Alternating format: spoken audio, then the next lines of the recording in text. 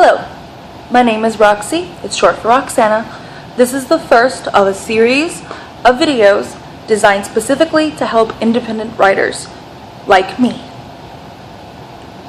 Writing is a tough gig to get into, and I have been through school for it, workshops, conferences, you name it, I've done it. My writing skill has improved over the years. Reading does help quite a bit.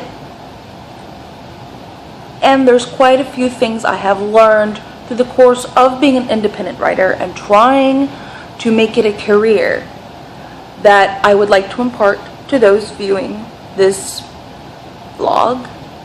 video blog thing. First thing, school is good. School will help train you. School will help you pick up the nuances. You get constructive criticism from your peers, from a potential writing community, from a reading community. This is all positive. The only downside to schooling is that schooling teaches you one thing and one thing only: how to write as art. The only thing they focus on is literary fiction, nonfiction, and poetry. Poetry, very hard to make it big in, for obvious reasons. And most poetry books are exceptionally pricey, and most people aren't willing to pay that much for a book of poetry. Not even on a Kindle. Besides that, nonfiction, up and coming boom, probably the best ways to go these days, as long as you can write it well. And nonfiction is tricky to write well. Definitely want to go to school if that's where your interest is at.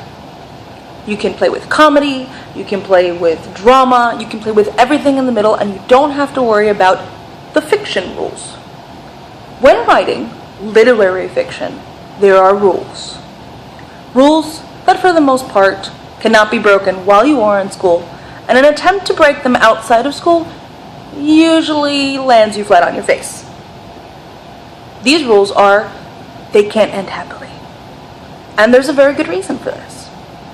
If you're a person who likes happy endings, if you're a person who likes positive, uplifting type stories, literary fiction is not for you.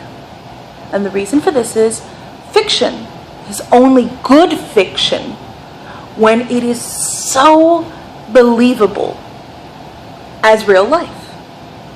Nonfiction, because it's real life, can be as wacky and as zany as and improbable and unlikely as humanly possible because, well, it's real life and life is like that. But even though life is like that, you cannot place that into a fiction novel. Fiction must be so realistic. People aren't going to believe a fiction novel that ends with a happily ever after, or even a remotely close to happy ending, or an uplifting one, because that shit don't happen in real life. So, when going to school, when deciding what you want to write, the most important thing to consider is, do I want to write for the art, or do I want to write for money? Those are two different avenues, and can be very complicated in their own way. If you want to write for the art, go to school. It will help you, it will teach you about publishing, it'll teach you how to get things published.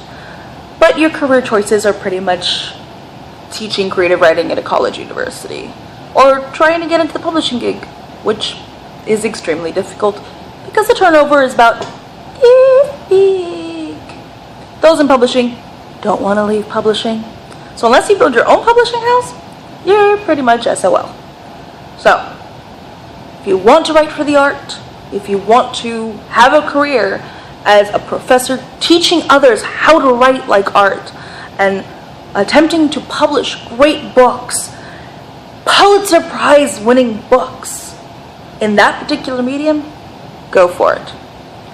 However, if you want to break into the writing business so you can make books into movies and make lots and lots of money, that's the wrong avenue. Next time, we'll talk about that avenue.